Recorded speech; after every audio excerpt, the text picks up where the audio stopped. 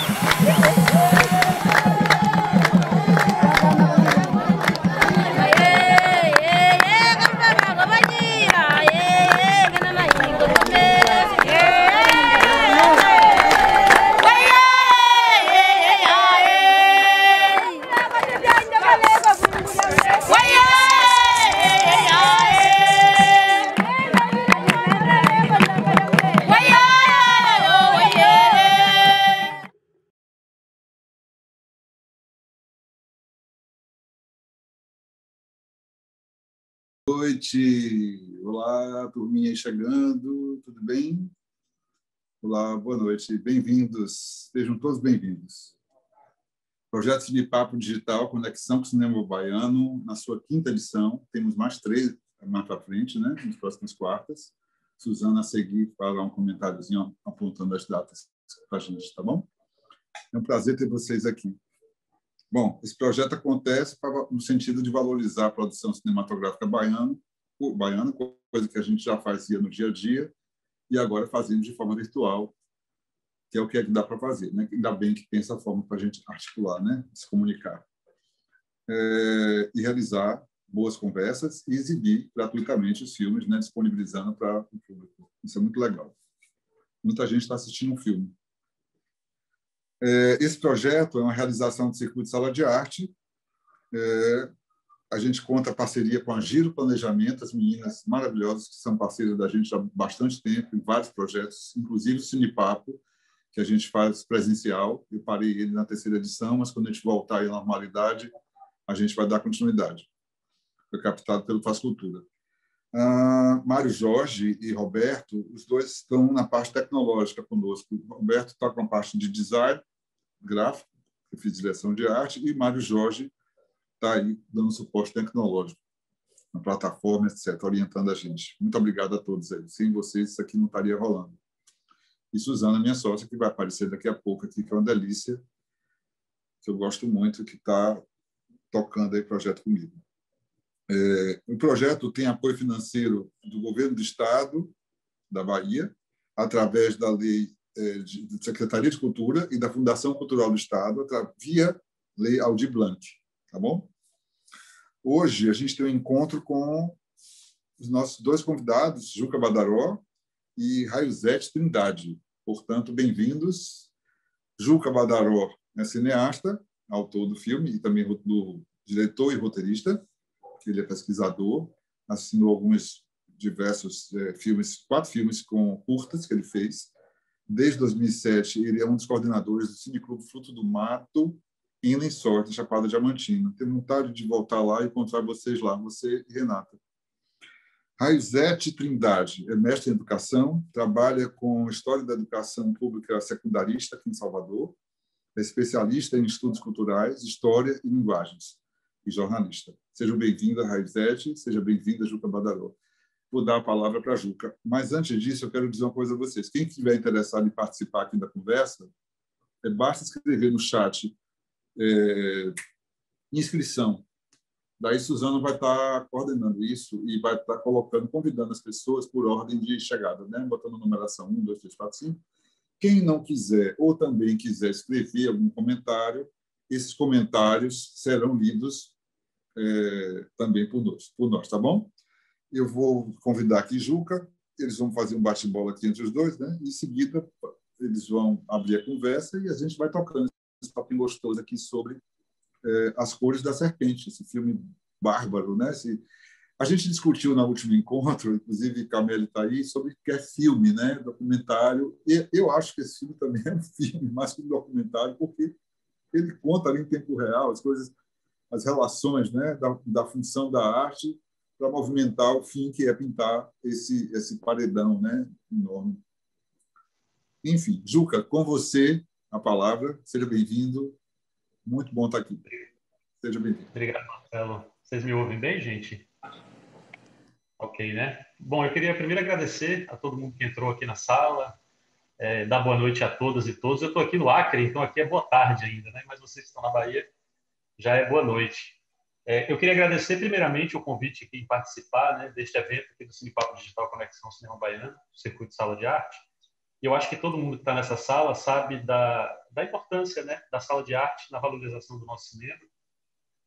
Sobretudo um cinema mais propositivo, um cinema mais artístico, um cinema mais filosófico, né, um cinema menos comercial. E por isso eu queria agradecer ao Marcelo pelo convite, agradecer também à Suzana, à Gabriela, né, a todas e todos que estão aqui de alguma maneira trabalhando para que esse encontro aconteça diante dessa circunstância completamente sui generis que a gente está vivendo há já um ano, né? Eu queria fazer um agradecimento especial à minha amiga e irmã Raiosete Trindade, que está aqui comigo nessa mais uma vez. Lá se vão mais de 20 anos trabalhando juntos, pensando o cinema juntos, pensando o jornalismo juntos. A gente fez a graduação em jornalismo juntos, né? Queria agradecer também a Renata Semanhangue, que está aqui na sala, que é produtora desse filme e que é uma pessoa que está, vamos dizer assim, na genealogia desse filme, né? Ela está na origem desse projeto, das Coisas da Serpente. Queria agradecer a Suzana Rezende, também, da Salvador Filmes, que foi a responsável pela distribuição do filme aqui no Brasil, em 2019, né? Só para lembrar para vocês que esse foi o primeiro documentário gravado em Angola a entrar no circuito comercial de cinema brasileiro, né? Então, para a gente é um grande prazer estar mais aqui, em mais esse evento aqui, podendo falar das Cores da Serpente. A gente combinou aqui com a organização, né, que eu faria uma fala mais inicial, que é para contar um pouco para vocês como é que foi o processo de construção do filme, né? E aí acho que depois Rai vai ficar com a palavra e vai propor algumas discussões. Então, eu queria falar para vocês, primeiramente, que esse projeto ele não nasceu para ser um filme, né? Ele nunca foi pensado inicialmente para ser um filme. Foi completamente feito, primeiramente, sem recursos nenhum de nenhuma instância, nem do governo brasileiro, nem do governo de Angola, né? Tudo que foi gasto no filme foi de recursos próprios meu, da Renata, dos artistas, né, que participaram, do Tó Simões, que é o curador, né, o diretor artístico do projeto, do Vladimir Prata, que é um jornalista lá de Angola e também diretor do coletivo Murais da Leva, que é o coletivo responsável pela pintura dos murais, né? Então, é um projeto que não tinha dinheiro, assim como o filme também foi feito sem recursos, né? Eu lembro também que, na época que se discutia, né, de que maneira iria se viabilizar os recursos para a pintura dos murais, eu lembro que uma cervejaria de Angola, que eu não vou citar aqui o nome, quis apoiar o projeto, mas exigiu que fosse colocada uma marca da cerveja em todos os murais, né? E os artistas lá de Angola desse projeto não quiseram, não aceitaram isso, né? Decidiram fazer sem recursos, mas para que eles tivessem essa autonomia, né? Naquele trabalho que seria impresso ali nos murais da Serra da Leva. Uma outra coisa que eu queria falar para vocês também só para situar geograficamente, né, e socialmente a situação da Serra da Leva. A Serra da Leva é uma serra que divide duas províncias, no sul de Angola, a província do Namibe e a província da Huila. É um lugar de difícil acesso, fica a quase 1.000 quilômetros de Luanda, então, para se chegar lá, você vai de avião até uma cidade próxima, mas você tem que fazer um deslocamento de carro de quase 3 horas, né? As estradas não são boas, né? Então, uma série de limitações que a gente teve, tanto no sentido de deslocamento, no sentido de equipamento também, material de equipamento de câmera, essas coisas. Então, foi tudo muito difícil. Mas a gente sonhava, né? Então, acho que o sonho desses artistas, de alguma maneira, foi o meu sonho, o sonho da Renata também, quando a gente estava lá. Esse filme foi gravado em 2015, né? Lá se vão 6 anos. E a proposta nasceu assim, nasceu de uma conversa de bar em Luanda. A Renata já conhecia o Tó Simões, que é um artista que aparece muito no filme, e o Tó Simões falou do projeto para ela, ela se interessou imediatamente, falou comigo, a gente estava lá, então a gente decidiu, primeiramente, fazer uma viagem para só registrar, assim, para ver se isso ia funcionar, né? Se essa proposta deles, que era uma proposta muito ousada, imagina só, você pintar 6.000 metros quadrados de murais numa serra de difícil acesso. Eu já conhecia a Serra da Leva, então eu sabia que o desafio era grande. Eu já tinha ido lá filmar uns 2 anos atrás, um projeto da televisão pública de Angola, da TPA, né? Eu trabalhei para a TPA há um tempo. E eu sabia que seria difícil, né? Imagina, levar artistas de Luanda para esse lugar, de hospedagem, deslocamento. O material de pintura dos grafites nesses locais é mais difícil, porque são murais muito altos, né? Então você precisa, às vezes, de compressor, de escada, de andaime. Então é uma série de dificuldades que foram impostas, mas que eles conseguiram, né? Eles conseguiram e a gente conseguiu também filmar esse trabalho, né? Então, queria que vocês soubessem que teve essa dificuldade aí inicial e que essa dificuldade, dela, de certa maneira, faz parte do próprio filme, né? E em cinema a gente costuma dizer que tem uma pessoa sempre assinando o filme, né? O que nos dá uma ideia de uma autoria muito marcante, né? Uma pessoa que assina a direção, eu tive que assinar a direção do filme. Mas a gente sabe o quão frágil é essa ideia de autoria, né? Mas esse não é aqui o nosso foco da discussão, mas é para dizer para vocês que ele foi feito de maneira coletiva, ainda que eu assine o roteiro e assine a direção do filme, esse filme, de alguma maneira, ele é de todas aquelas pessoas que estavam envolvidas no processo, desde o motorista que levou a gente, desde das pessoas que conseguiram comprar as tintas, da pessoa que emprestou o andaime, do dono de hotel que conseguiu a hospedagem de graça para algumas pessoas, enfim. Então, esse foi um filme de fato coletivo, né? A gente pode dizer que foi um filme de fato coletivo. Inclusive, ele foi coletivo também na própria captação das imagens, né? Muitas imagens que estão no filme, elas foram feitas pelos próprios grafiteiros, né? Eles filmaram a si mesmos, né? A gente deu câmeras para eles, eles filmaram seus companheiros pintando, filmaram a viagem, filmaram os encontros, filmaram as dificuldades durante o processo todo, né? Os momentos de descontração, os momentos de descanso. Então, eu fiz questão de utilizar essas imagens na montagem, ainda que essas imagens elas pareçam ou possam não estar dentro de um certo padrão que se exige hoje no cinema comercial, né? Eu acho que a utilização dessas imagens no filme é também um gesto no sentido de trazer uma organicidade e uma autenticidade ao filme e, na verdade, uma honestidade à própria realidade daqueles artistas lá de Angola. Então, uma outra coisa que eu quero colocar também aqui já no início é porque muita gente me pergunta sobre o ritual que abre o filme, né? Aquele ritual é uma espécie de prólogo, né? Que é justamente um ritual de iniciação de meninas de um grupo etnolinguístico que habita a região da Serra da Leva. São povos identificados hoje com as etnias Mucubais e Mumuílas, né?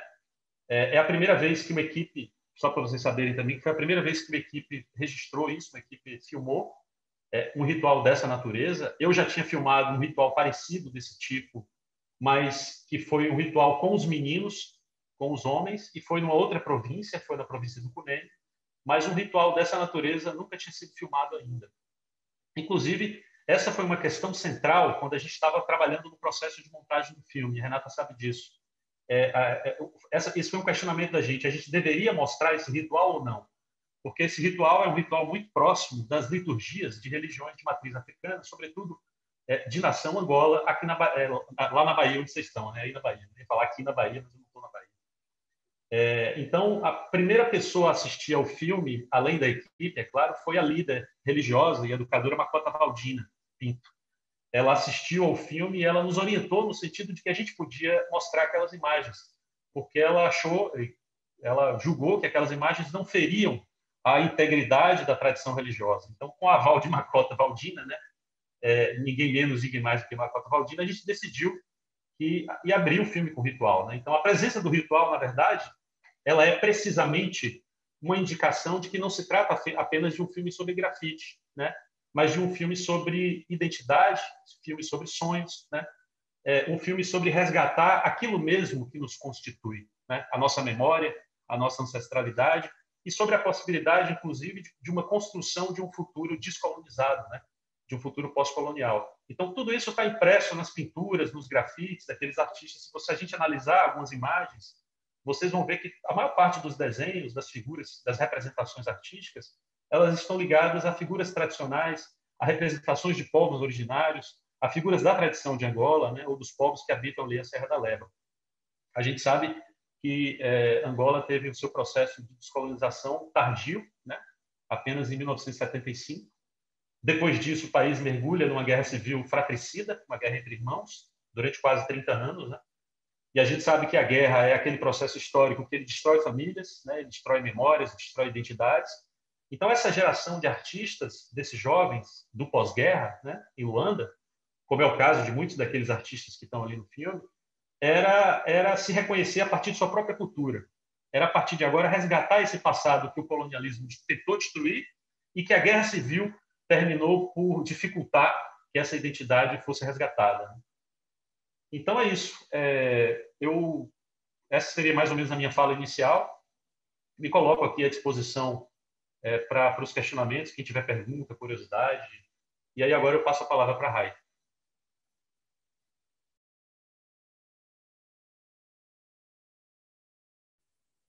Pronto, estão me ouvindo? Tá bem aí a audição? Beleza? Eu estou com o ventilador aqui ligado, não sei aí no Acre como é que tá, Juca, mas aqui está um calor insuportável e o ventilador está aqui, não sei se dá interferência, mas vamos ao que interessa. Boa noite a todas e todos. Eu quero agradecer o convite de Juca sempre, e mais uma vez, e quantas vezes ele chamar, a nossa amizade assim, é muito forte e firme, sobretudo quando a gente trata essas questões, né? Reiterar os agradecimentos feitos por ele também, ao Marcelo, a Gabriela, a Suzana e todo o pessoal do evento, né, do Cinepapo.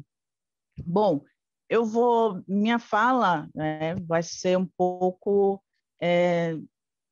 inteirada desse lugar que eu estou tentando me ocupar, que é o lugar da educação, né? Da educação do ponto de vista da história, do ponto de vista da questão de reconstrução de identidades e de cidadania.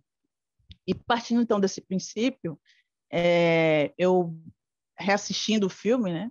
Já tem um tempinho que a gente não para analisar algumas coisas que nos fortalecem, e esse evento veio a calhar nesse momento completamente louco que a gente está vivendo. Então, rever filmes como esse nos fortalecem, né? E aí eu destaquei algumas frases do poema que inicia As Cores da Serpente, e dentre elas, uma que me tocou bastante, que tem um momento que ela fala: buscarei como a quem busca a si, né? No teu serpentear desenho minha tradição. Então, é uma fala que nos remete ao que o filme traz, que é essa questão da representatividade, da identidade, da ancestralidade, né? E essas coisas que nos dizem respeito também aqui no Brasil. Então, é um filme que, para mim, no meu ponto de vista, é um filme bem amarrado nos seus propósitos, né? de tratar o retorno a essas raízes, o retorno a essa ancestralidade, e da importância desse retorno, né? Não só para esses artistas, quanto para as pessoas que assistem. Então, quando a gente aproxima essas questões aqui do Brasil, né? Quando a gente trata da questão da colonização, que também é uma ferida que ainda é aberta para nós aqui no Brasil, quando a gente trata desses eventos onde Juca trouxe, né? É um país que se liberta de Portugal só em 1975, tardiamente, né? E a partir depois desse processo de libertação, mergulha em quase 30 anos de guerra civil, então são quase 500 mil mortos. A guerra, ninguém ganha numa guerra, né? Sobretudo quando a guerra é entre comunidades que são irmãs.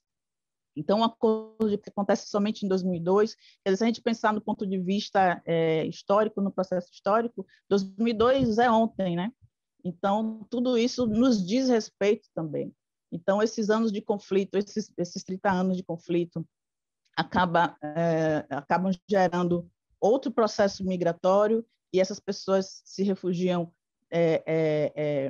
também em Portugal, né? Paradoxalmente também em Portugal, e também aqui no Brasil. A gente tem uma comunidade angolana muito expressiva aqui no Brasil, e por isso essa busca dessa identidade, ela nos aproxima nesses quesitos, né, da colonização e nesse processo, mas também nos afasta, né? Então, deixa eu ver que eu pontuei aqui algumas coisas.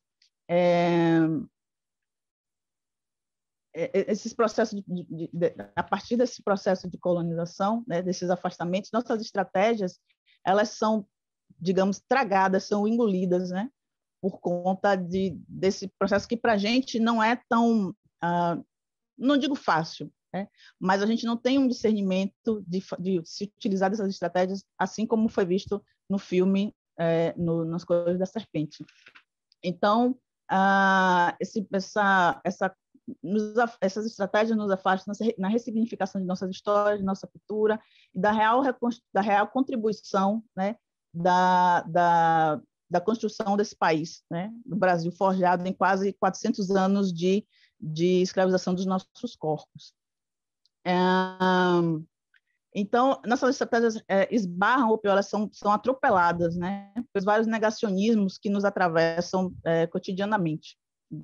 Na nossa cultura, no negacionismo da nossa rica e complexa organização, né, no sentido de que viemos de África, então, eram organizações que tinham reinados, povos, línguas diferenciadas, e tudo isso é apagado, né, de uma forma proposital, digamos assim, porque éramos vistos como coisas, né? Então, tudo nosso é apagado. E esse apagamento de nossas histórias, de nossa cultura, dificulta que hoje nos reconheçamos essas questões, né? E por isso fica mais difícil da gente assimilar, assim como esses artistas, né?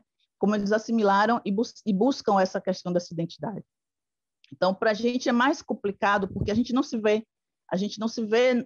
refletido nos livros, nas histórias, nas novelas, nos livros escolares. Como é que a gente trabalha essa questão da ancestralidade, essa questão de busca cultural, de busca de identidade, se a gente não se vê no que nos é mais impactante, que é na educação, né? A gente não se vê na maioria dos trabalhos acadêmicos, a gente não se vê nos livros didáticos, né? Ainda que estejamos amparados em questões legais, como a Lei 10.639, que é uma questão ainda mal resolvida, porque, de fato, de direito, ela não tem sido trabalhada nas escolas, né, com raríssimas exceções. Então, tudo isso nos dificulta no processo de nos reconhecer, tudo isso nos dificulta no processo de buscar da nossa identidade, a nossa ancestralidade. Então, quando eu digo que essas questões que são exibidas nas Cores da Serpente nos trazem, nos aproximam, mas ao mesmo tempo nos afastam, é nesse sentido. Então, não sei se talvez por conta do processo de libertação deles ter sido tardio, então, né, no processo histórico tá mais próximo do que o nosso, né? Não sei se essas questões acabam produzindo neles um sentido de serem, não sei se mais firmes, porque parece que a gente é passivo e não é, né? Mas para eles essa busca, né, ela é mais latente. Para nós, esse processo de apagamento, né, esse processo de não nos reconhecermos, né, que foi altamente orquestrado, e cada vez que a gente estuda mais sobre isso, a gente entende que isso, que essas questões elas foram pensadas, né? Quando a gente tem a abolição da escravatura, né? Ela não resolve as questões, né? O que me parece, e as leituras que eu venho trazendo, né, ao longo da minha vida acadêmica, digamos assim, é que a partir do 14 de maio a gente estava ainda mais perdido, porque essa ausência total de políticas públicas, e essa ausência total de políticas públicas acaba impactando no nosso dia a dia hoje. Então, nós não nos vemos em outros espaços, né? Nos vemos nos espaços, na maioria dos subempregos, nos vemos nos espaços, nas cadeias, não estamos nos lugares de liderança, não estamos nos lugares, e isso foi pensado e não foi resolvido, né? E a nossa militância, digamos assim, né, ela vem a passos, né, os passos muito devagar, e a gente não consegue ainda se ser, a gente não consegue se ver, a gente não consegue entender esse processo que é pior. Em alguns momentos a gente não consegue identificar que isso é parte de uma estratégia muito bem planejada, e não a de hoje, né? Porque quando você sequestra pessoas, né, e você inviabiliza que elas se reconheçam como povos, como sujeitos, né?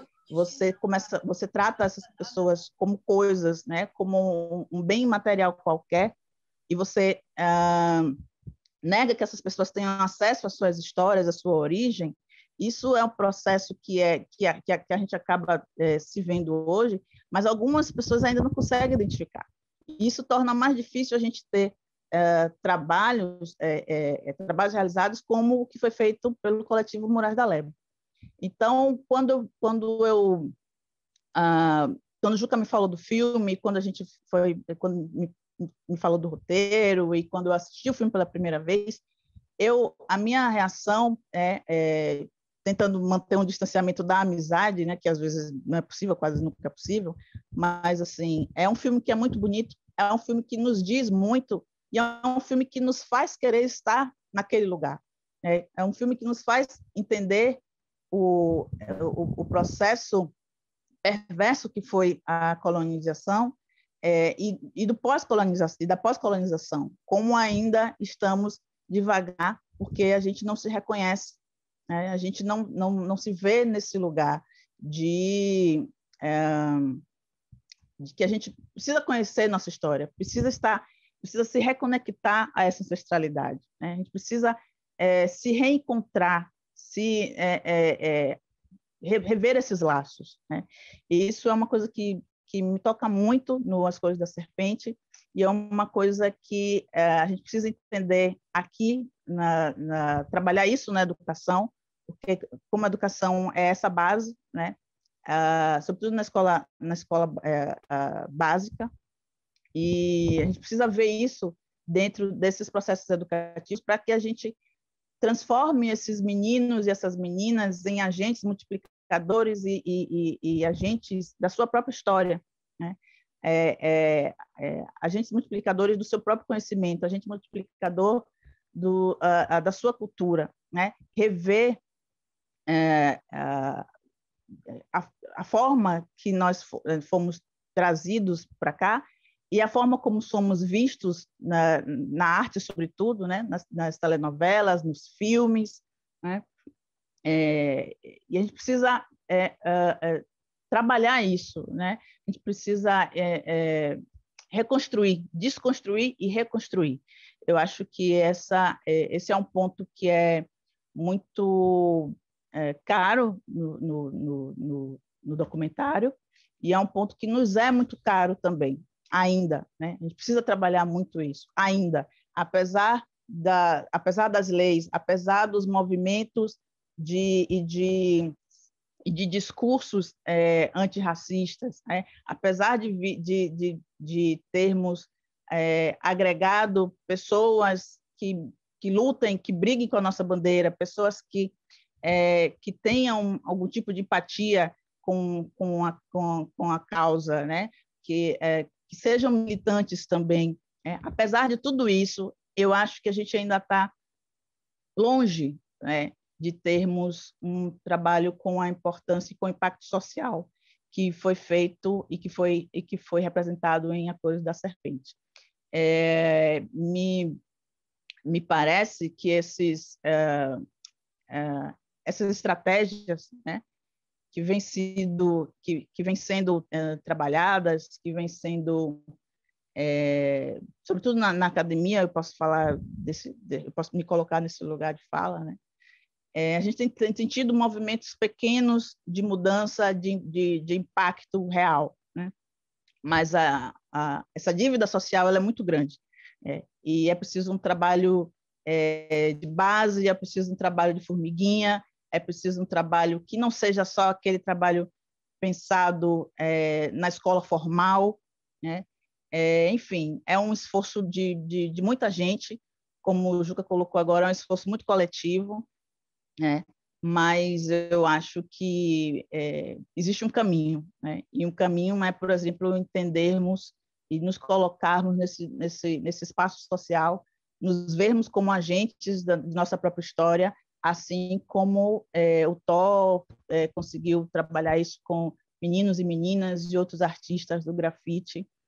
Eu acho que a gente tem um caminho, mas a luta ainda está muito devagar, do meu ponto de vista.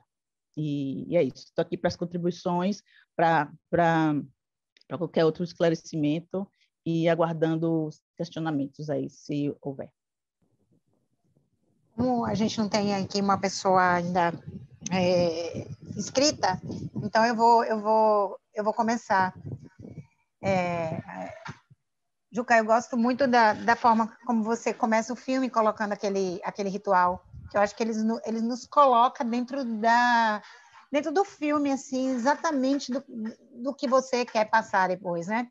Porque ali você tem contato com rituais de ancestralidade, e depois a gente vai para aquele projeto, né, daqueles grafites, daquela coisa enorme ali, monumental, mas que todo mundo num resgate de ancestralidade, né? Ninguém querendo fazer um trabalho como já era feito em outros lugares, como é feito na Europa, como é feito em outros lugares, cada um queria fazer o seu próprio trabalho, trazer as suas próprias contribuições e a sua cultura e a sua história para aquele trabalho. E que, como a arte, toda essa representatividade que tem, o impacto que isso pode ter, né? Nem que seja de uma... daquela forma que a gente fala assim, do imaginário, do que ela vai trazer depois para todas essas pessoas, todos esses grafiteiros, todas as pessoas que passam e que olham aquilo ali. Todos os angolanos que passam e olham e se vê representado, que, né, naqueles murais. Então, eu gosto muito disso. Não sabia que o filme tinha cenas que tinham sido gravadas pelos grafiteiros, né, que você usou depois. Aí você tem muitas horas de gravação. Quanto mais ou menos você gravou? Essa é sempre uma dúvida é sempre uma coisa que eu gosto de perguntar, porque eu sou uma pessoa meio apegada, aí eu fico, nossa, a pessoa filma não sei quantas mil horas, depois está ali, tem que tirar tudo para fazer um filme de 1h30, 2 horas. Que tanto é que você tem? Quanto tempo você passou em Angola para fazer esse filme? E como isso chegou até você, né? Como esse projeto chegou? Como é que você ficou sabendo disso? Não, interessante sua pergunta, Suzana, porque primeiro vou falar da questão das gravações, né? Como eu disse, a gente morava em Luanda, né? Eu e a Renata. Então, para a gente conseguir viajar até a Serra da Leva, tinha que fazer um deslocamento de avião de mais ou menos cerca de 2h30, que há um voo de Luanda para o Lubango, que é a cidade mais próxima da Serra, onde tem aeroporto. Do Lubango, você faz um deslocamento de quase 2 horas, mais 2h30, até a Serra da Leva. Só que, uma vez na Serra da Leva, você não tem onde dormir, né? Porque ali fica no meio da estrada e tal. E a gente tinha que se deslocar para uma outra cidade chamada Namibe, que é a capital da província do Namibe, né? Então, a gente se hospedava nessa cidade, né? Então tinha todo esse deslocamento. Como a viagem, você viajar dentro de Angola é caro, né? As passagens aéreas são caras, tudo é muito caro, né? Esse deslocamento é muito caro. A gente só fez cerca de 3 a 4 viagens dessa. As outras viagens foram feitas pelos próprios artistas com câmeras. O Tó viajou com câmera, deu a câmera para o Prata deu para outros grafiteiros. Então, tinha muito material porque eles filmavam muito, né? Então, eles ligavam a câmera na hora que entrava no carro, ia filmando até o dia acabar ou até a bateria acabar, né? Então, eu tinha mais ou menos, não sei te precisar aqui, mas um pouco mais de 30 horas, com certeza, né? 30 horas, com certeza. E eu montei esse filme no Brasil, né? Eu vim com esse material todo num HD que eu tive que voltar para o Brasil, né? O projeto que eu trabalhava lá tinha encerrado, já não fazia sentido ficar em Luanda. A gente regressou para o Brasil. Eu passei um tempo no Acre, em 2016, e o filme eu finalizei aqui no Acre. O processo de montagem foi finalizado aqui. E um amigo meu, que também morou em Luanda, o Sandro, ele me deu uma força na finalização também, né? Eu passei para ele material para ele morar em São Paulo, a gente trocava pela internet as coisas, e ele finalizou. Então, tinha muito material, de fato, para tentar transformar nesse tempo, né? Que o tempo de um documentário, em geral, é 70, né? Não pode ser muito mais do que isso, porque muita gente não tem muita paciência para ver, né? Documentário é sempre um produto audiovisual que primeiro que tem um difícil acesso nas salas de cinema, né? Assim, a prioridade é sempre filmes de ficção. E o público do documentário não é um público tão amplo quanto o público de ficção, né? Então eu tinha essa preocupação também de não ser uma coisa arrastada, de ficar uma narrativa muito arrastada e tal. Então a gente conseguiu reduzir esse tempo. Sobre a primeira pergunta que você fez, que é com relação a como é que eu fiquei sabendo, né? Eu fiquei sabendo justamente através do Tó. O Tó era amigo da Renata, eles trabalhavam juntos numa produtora lá em Luanda. E o Tó comentou com a Renata, que comentou comigo, e a gente marcou um encontro para tomar umas cervejas, e ele falou do projeto para a gente se apaixonou, né? A gente ficou encantado, falou, não, a gente vai com você conhecer o projeto. E como eu disse no início, eu levei a câmera, mas sem criar muita expectativa. Eu ia, na verdade, fazer um videozinho para eles postarem na internet e para eles conseguirem apoio para patrocínio para pintar. O objetivo da minha viagem era essa. Só que a coisa foi crescendo, eles foram filmando, a gente fez mais umas viagens, teve a oportunidade de se deslocar mais uma vez, e aí a gente decidiu que poderia ser feito um filme. Mas não foi uma coisa desde o início definida nesse sentido, entende? Juca, tem alguém inscrito, Suzana? Posso falar? Rai levantou a mão aí, querendo falar, né, Rai? Tá, deixa ela falar. Okay. Mas eu posso passar para o Marcelo sem problemas. Eu tenho uma curiosidade, obrigado, querido, eu agradeço. Eu tenho uma curiosidade muito grande, porque eu sei que Renata e Juca viveram muito tempo na Angola, né? É um país negro, né? E sei dessa reconstrução. E a gente sabe da história. A gente está aqui numa cidade negra, como Salvador, né? E sabe também dessa nossa reconstrução, né? De colocar essa relação, eu vou chamar aqui de humana, sabe? Eu acho que a gente, historicamente, o desumano predominou, né? A gente precisa colocar a relação com nossos irmãos, né? Com nossos irmãos negros, esses índios. Meu pai, por exemplo, é filho de um negro, carregador de cacau, meu avô, e minha avó é indígena. E eu saio com essa cara porque a minha mãe é filho de holandês. Mas eu tenho uma irmã gêmea que é morena, parece a Gabriela, assim, que misturou, né? Essa mistura, mas não tirando o foco das fragilidades raciais, né? Das questões desumanas. Eu defendo muito e não desdigo nada que você está colocando, viu, Rai? Porque eu acho que a gente tem mesmo que insistir, que a gente tem que se colocar, sabe? Porque só quem está na pele é que sabe. Mas tem uma questão que eu coloco muito para se unir a essa questão, que é humano, para que a gente não estabeleça com isso também uma guerra, né? Voltando para Angola, né? Que lá estão depois de uma guerra, né? Porque eles viveram uma guerra terrível, né? De pessoas negras lutando contra si e com gestão. Eu queria entender um pouquinho, se você puder passar, se for fácil, né? Sim. Como é que foi essa experiência de viver lá este período em relação à gestão, né, esse poder público? Porque quando a gente vê um evento acontecendo lá, a gente está aqui se vendo, falando de um evento também, né, onde a gente está colocando questões de posicionamentos históricos, né, falando sobre cultura, falando sobre a importância de estarmos aqui numa discussão para colocarmos isso em outro nível. Lá, aquele projeto é lindo. Eu me vi muito lá, assim, porque a gente faz trabalho com cultura há mais de 40 anos. Então, assim, quando eu vejo alguém fazendo qualquer coisa de cultura, é sempre, não é igual, mas vem sempre com a mesma energia, com a mesma vontade de modificar, de marcar, né? E eu queria entender como foi a participação do governo de lá, das prefeituras, né? Como é que funcionou essa gestão, né, dessa população, como é que eles vivem lá. Eu não vi eles falando do texto, né? Eu ouvi da necessidade deles se posicionarem, mas eles não falam do poder público, entende? Não sei se por uma questão de restrição cultural, né? De poder falar isso, né? A gente é muito mais livre, talvez, não sei. Como é que é isso lá? A sua pergunta é muito pertinente, Marcelo, porque o processo histórico de... eu não sou historiador, nem sou especialista em história de Angola, mas como eu vivi lá, né, eu vivi cerca de 2 anos, né? Mas fui algumas vezes, passei curtas temporadas também, então eu conheço o país, quase todas as províncias, eu conheço Angola mais do que o Brasil, inclusive. E eu posso falar um pouco desse processo histórico, né? O que você tem em 75, com a independência de Portugal, né? A gente sabe que nos anos 70 o governo de Salazar cai em Portugal, e com a queda de Salazar em Portugal, né, você tem as independências das colônias portuguesas em África, né? Não só Angola, mas Moçambique, Guiné, Guiné-Bissau. Então, em 75 você tem independência, mas você tem, ao mesmo tempo que você tem independência, você tem um conflito que se estabelece já de antemão entre duas forças internas.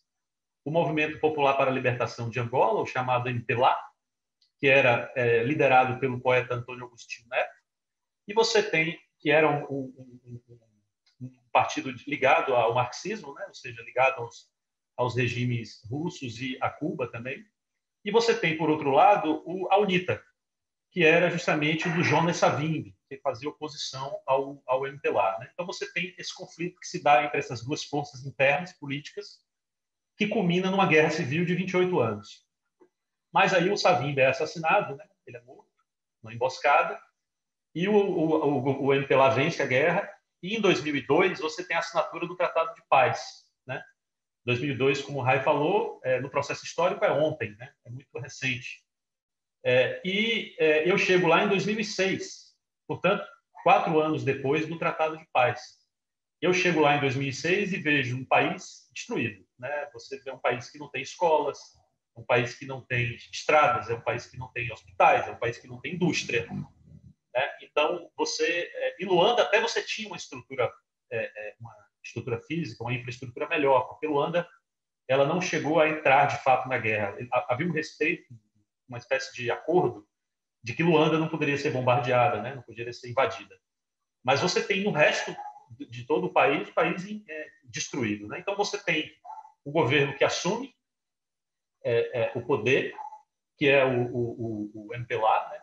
E que começa todo um processo de reconstrução nacional, que eles chamam de reconstrução nacional, que é a reconstrução das escolas, das estradas, dos hospitais, das indústrias, né? Todo esse processo de reconstrução do país, que inclusive envolve o Brasil, né? A gente sabe que o governo brasileiro, em alguns momentos, sobretudo os governos Lula e Dilma, teve uma boa relação, né? Uma relação boa com o governo angolano, e algumas empresas brasileiras fizeram alguns trabalhos lá, né? Na área de construção civil e também na área de comunicação, né?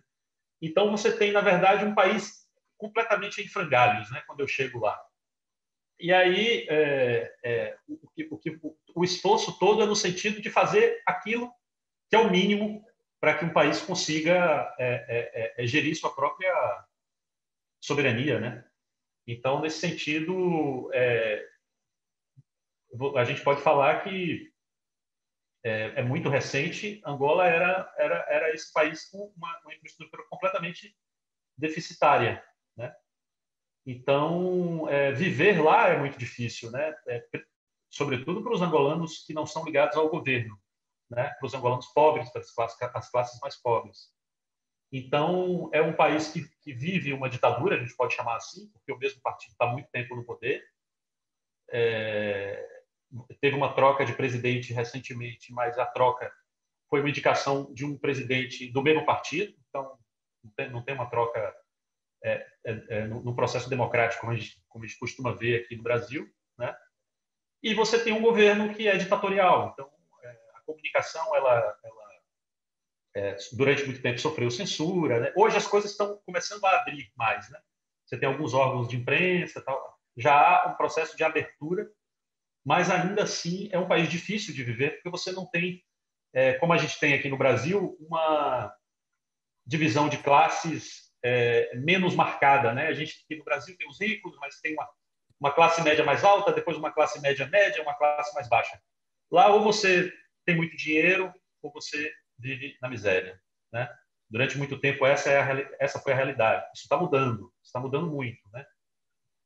Então, essa é a realidade desses. E esses artistas, a maioria desses que estão no filme, são artistas que vivem nos museques. Os museques são as favelas de Luanda, né?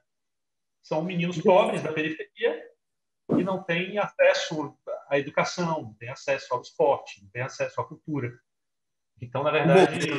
Deixa eu só fazer uma pergunta. O governo não fez nenhum tipo de interferência, assim, de ir lá, entender o que está acontecendo? Precisa... Fez, né? Fez. Então, para você conseguir filmar em qualquer lugar em Angola, você precisa da autorização de um órgão do governo, né? Então, o Vladimir Prata, que é o diretor artístico do projeto Murais da Leba, ele precisou de uma autorização para filmar ali na estrada. Inclusive, ainda que o projeto não tenha recurso público, né? O governo apoiou com policiamento e com guardas de trânsito, porque, não sei se vocês notaram, ali é um lugar de muita passagem de caminhão, porque liga duas províncias, né? Então, havia pessoas para dar um apoio ali e tal.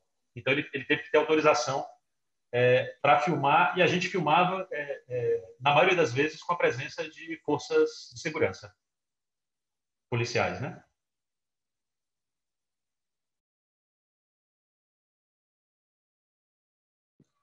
Marcelo, tá mudo.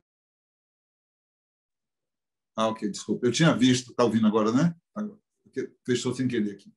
Eu tinha visto na ficha técnica uma referência à prefeitura de lá, de algum lugar, e fico curioso, né? Porque, vindo de uma ditadura, a cultura sempre é ameaçador, né? A cultura de alguma... Sempre, os fascistas sempre se sentem ameaçados de alguém estar pensando. Pim, é uma ideia, né?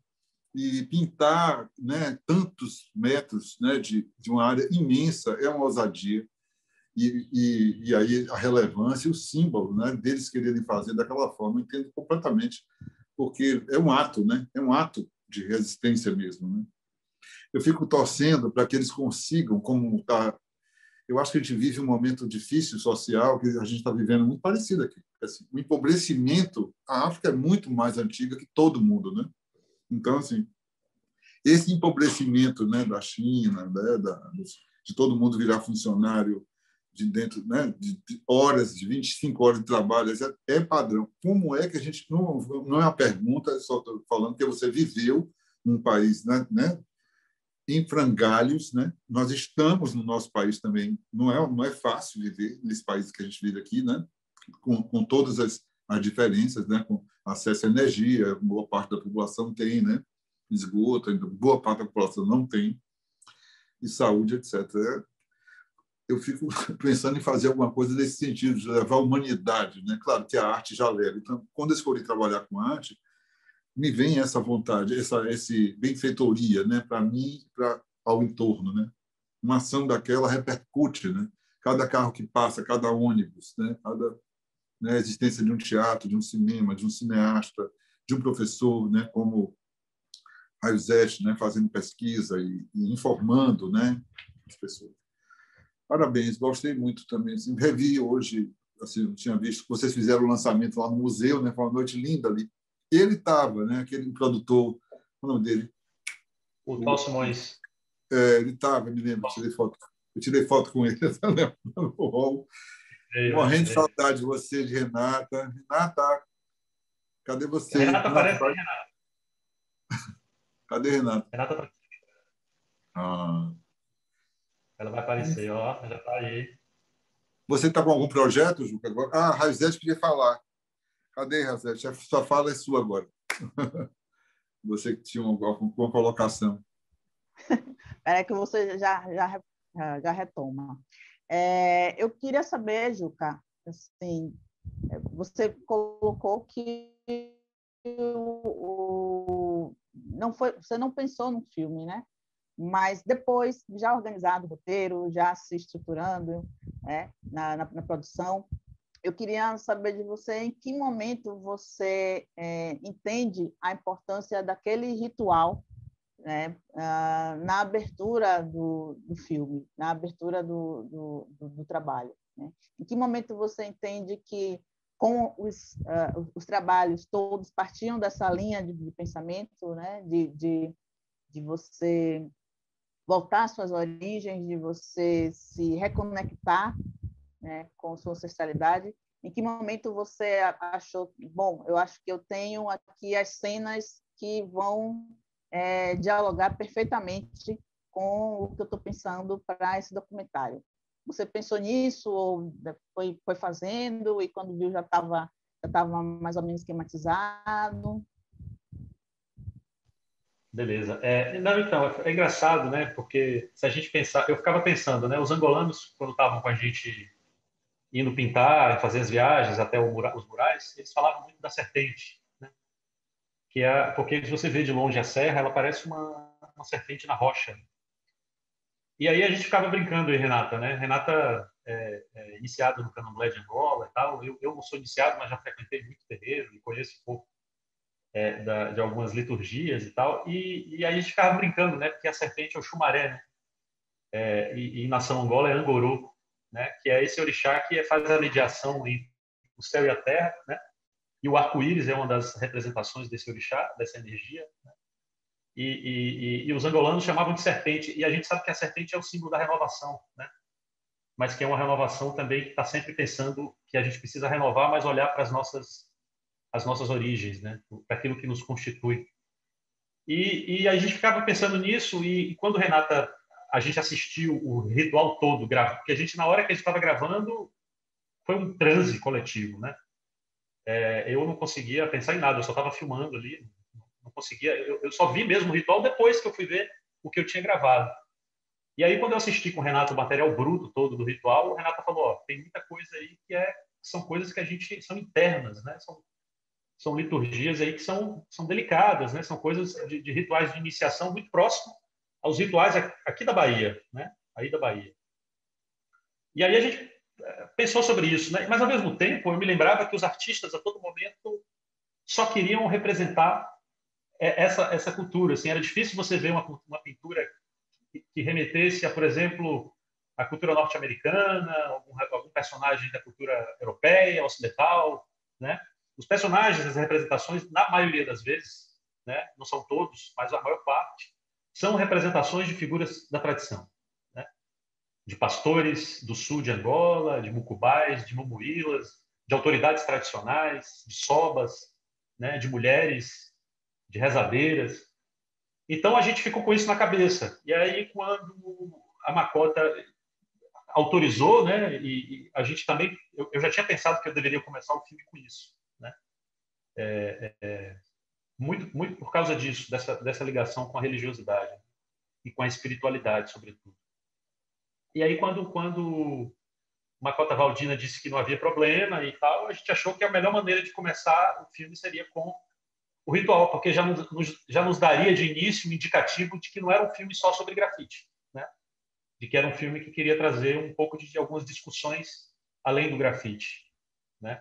E eu acho interessante, Raia, isso que você colocou das questões raciais. Eu queria só aproveitar que você me deu a palavra para pontuar isso, porque eu acho que esse filme trouxe a possibilidade, sobretudo nas discussões, né, que a gente teve nas exibições aqui no Brasil, e principalmente nessa exibição que o Marcelo fez referência lá no Cinema do Museu, com a presença da Makota Valdina, né, com a presença do Tó Simões e com a presença de outras lideranças de religiões de matriz africana de Salvador, é perceber que nós baianos, né, nós brasileiros, de certa maneira, a gente deve muito aos angolanos e a gente deve muito às tradições, né, dos angolanos, à sua música, à sua culinária, à sua cultura.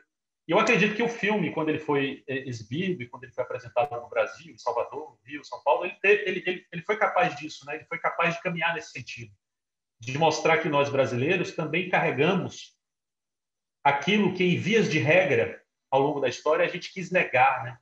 Quer dizer, o Brasil ele sempre negou suas raízes africanas, né? Então, até hoje a gente nega, né? Por meio daquilo que você colocou do racismo, que é um racismo estrutural, mas que é um racismo científico, né? Que é um racismo acadêmico, né? De certa maneira. Então, eu pensava que se o filme conseguir trazer ao menos esse debate para a cena, para mim eu já estava satisfeito, né? E ele conseguiu. Ele conseguiu trazer esse debate, inclusive para os angolanos que alguns não tinham a noção dessas questões que a gente vive aqui com relação ao racismo. Mas é isso, não sei se eu me fiz entender aí, se respondi. Marcos, Pode abrir seu microfone. A gente tem Marcos agora inscrito. Olá, boa noite. É sempre uma satisfação ver um filme aqui e por aqui, com a presença de quem dirige, né? Os debatedores, as debatedoras. Eu fiquei entusiasmado, porque eu sou apaixonado pelo continente africano e sempre alimentei o desejo de dar aulas em algum país da CPLP, né? De língua brasileira, aliás. Eu destacar, primeiro, parabenizar a beleza do filme, né? Filme lindíssimo. Eu vou começar a falar sobre a Lei 10.639, que Railzete Trindade destacou, não é? Na fala dela, vamos dizer assim, da pouca familiaridade da aplicação, né, na escola básica. Eu sou professor do ensino médio aqui no município de Fátima, aqui no sertão de Ribeira do Pombal, Cícero Dantas. Eu já estou coladinho com Sergipe. E sei da ausência dela, né, em língua portuguesa e literatura, para tratar da literatura africana em língua portuguesa. Tá? Então, realmente é um quadro que precisa ser modificado, né? Essa paisagem da 10.639.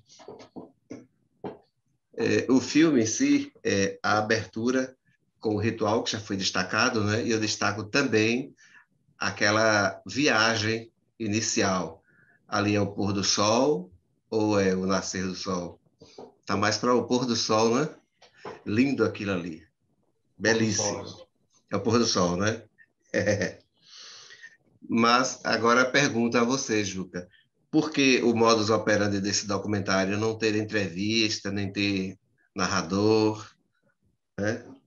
E o que me chamou, outro detalhe que me chamou a atenção é o destaque que você deu à placa da Coca-Cola, naquelas barracas que estão ali, não sei se é na beira da estrada ou é dentro de uma cidade, eu não consegui identificar. Tá? Então, parabéns. E eu acompanho de vez em quando você no 3 em 1 em cena, não é isso? 3 em cena. 3 em cena. Valeu. Valeu. Obrigado pela pergunta. Primeiro você perguntou sobre... É o modus operandi do documentário, que não tem entrevista, não tem narração, né? As pessoas falam normalmente e tal. Ficam à vontade, né? Isso. Isso é o formato, né? A gente decidiu... então, a gente queria fazer uma coisa que não fosse de muita interferência, né? A gente não queria interferir muito, não queria dirigir muito as pessoas, e a gente optou por gravar as entrevistas, mas sem as pessoas estarem on, né? A gente achou que seria melhor mostrar mais imagens e acho que só tem uma entrevista on que é no final com o Thor. Acho que é uma entrevista que fecha o filme, assim. Foi uma escolha minha, de Renata, assim, a gente achou que talvez fosse melhor aproveitar mais algumas imagens do que deixar a pessoa falando o tempo todo, né? E, de fato, né, a Coca-Cola, é interessante você ter percebido isso, né? Porque aquilo ali é na beira da estrada, é um lugar que a gente parava para comer, para beber, tomar cerveja no final do dia e tal. São as barraquinhas que vendem comida e bebida na beira da estrada. E aquilo demonstra, apesar de toda aquela situação que eu já relatei aqui, demonstra a força da cultura, né, ocidental dentro de Angola. Enfim, eu achei que seria um plano interessante também colocar. Obrigado.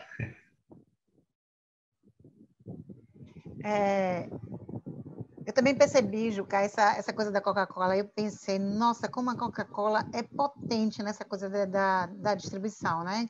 Como ela consegue estar em todos os lugares, ali numa estrada, numas barraquinhas de beira de estrada, ou como a gente viaja aqui pelo Brasil, até nesse Brasil profundo, a gente sempre vai ver em todos os lugares isso, né? da Coca-Cola e como isso vai massificando e termina. E aí a gente volta para o filme que está buscando a ele origens, né? Eu tive assim, um contato lendo sobre Angola e sobre a guerra com um livro de Agualusa, que é Teoria Geral do Esquecimento, que é a guerra de Angola assistida como se estivesse sendo assistida da janela por uma pessoa que fica presa num apartamento. Não sei se vocês leram, recomendo esse filme ou esse livro, é um livro belíssimo de Agualusa, que é uma portuguesa que está em Angola e fica presa dentro de um apartamento, assistindo o que acontece. E o bacana é que ela assiste o que acontece e depois é como se voltasse aquela cena porque a gente estava vivendo ali na rua. Então, a gente sabe um pouquinho do que aconteceu, né, em Angola durante a guerra, pelo olhar dessa mulher presa ali no apartamento.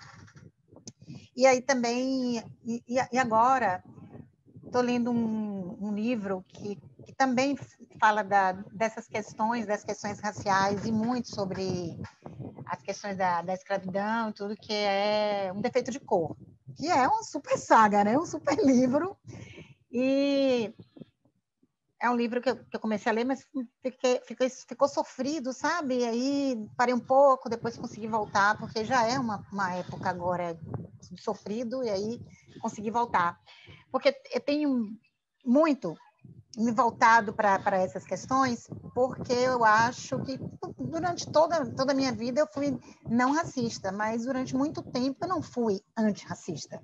Né? Eu ouvia um discurso racista e eu nem sempre eu combati esse discurso.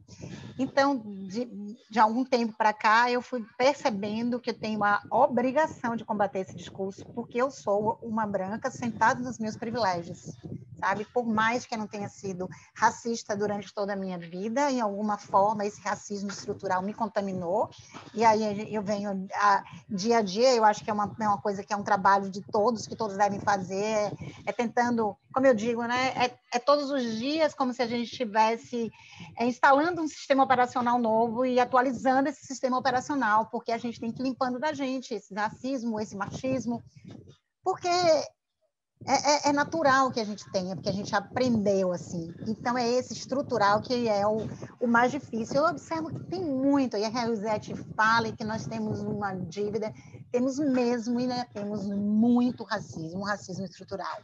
Quando a gente fala de racismo reverso, a gente está falando de isso é uma forma de racismo estrutural. Quando a gente fala, tá lá um dia de consciência negra, vamos falar de ser humano, não vamos nos dividir. Vamos falar de ser humanos, alguns que são mais humanos e outros que são menos humanos, pelo menos são tratados como menos humanos. Então, quando você disse que seu filme, você já ficaria feliz se seu filme conseguisse puxar essa fala, essa discussão, eu acho importante, porque eu acho que todos devemos nos envolver nisso fortemente, sabe, no embate mesmo antirracista.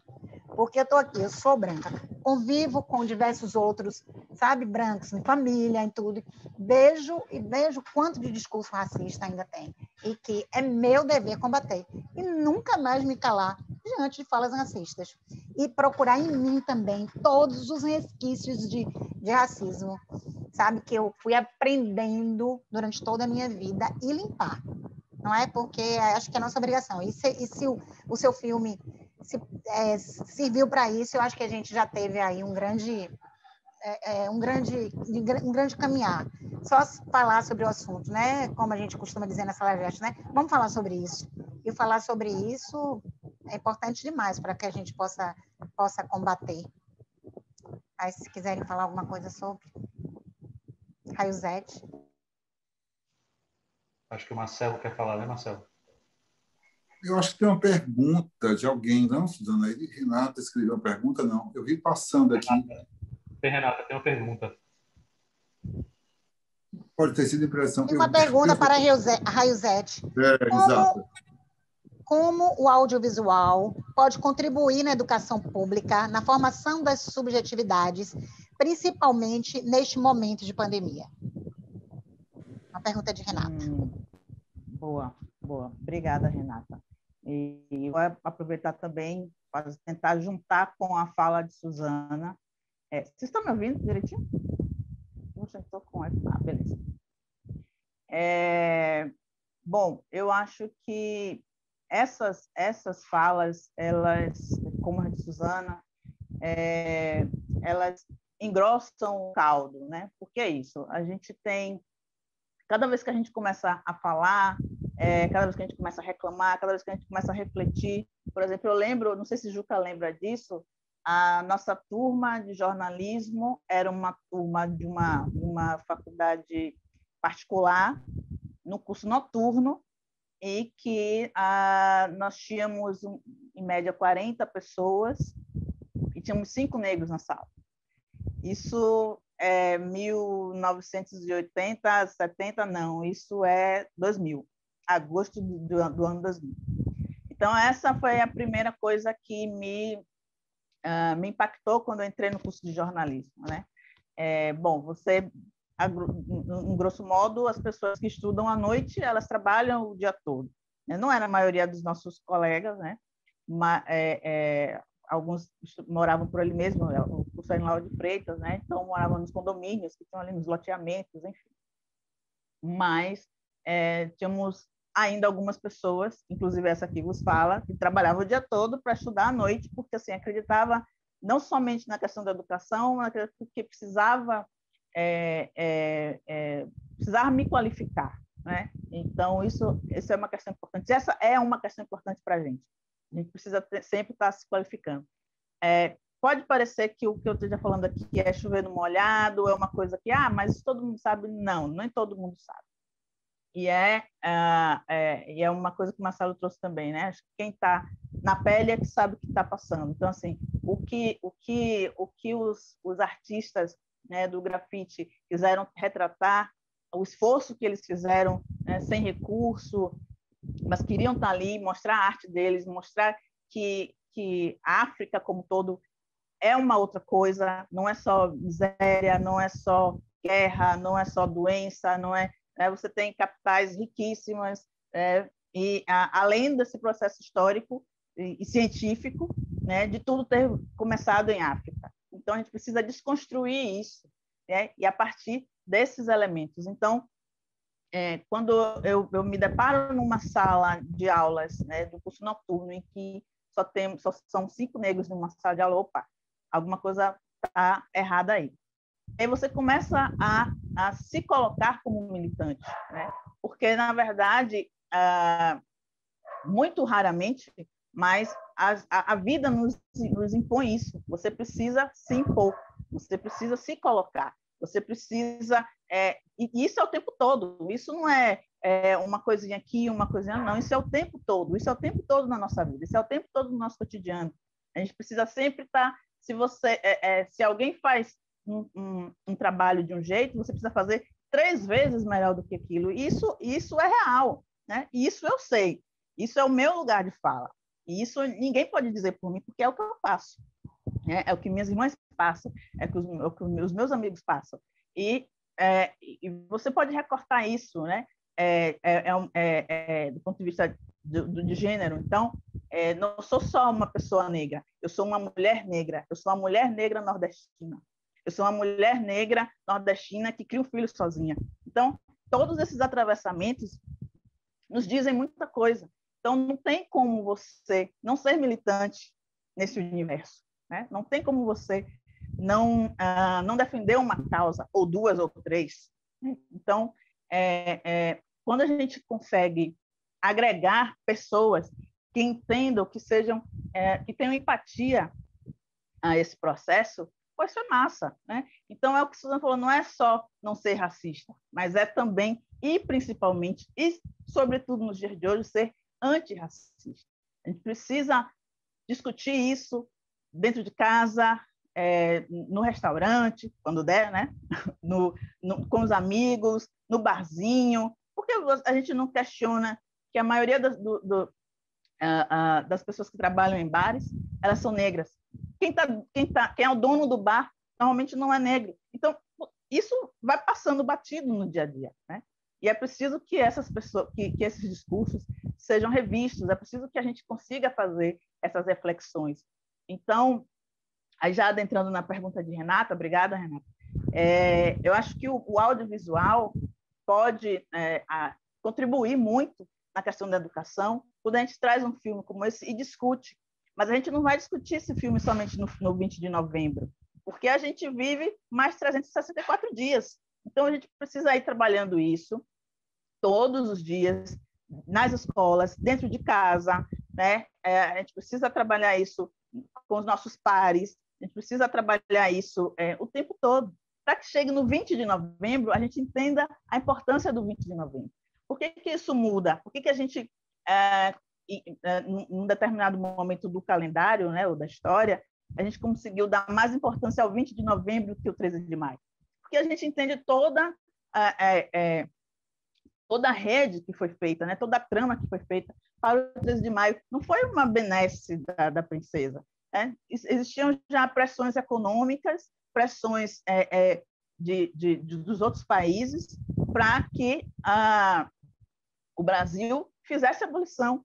Então, assim, já haviam mais perdas tendo pessoas escravizadas do que não tendo. E, assim, perdas econômicas. Então, mais uma vez, a questão é bater no bolso, né? E, por isso, todo um processo que culminou no 13 de maio.